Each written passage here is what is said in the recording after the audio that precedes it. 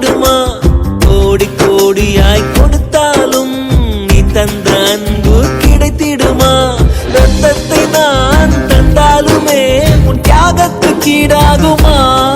நான் பட்ட கடன் தீர்ப்பேன் என்றால் ஒரு ஜன்மம் போதாதம்மா. நடமாடும் கோயில் நீதானே. 100 சாமிகள் இருந்தாலும் அம்மா உன்னை போல் ஆகிடுமா?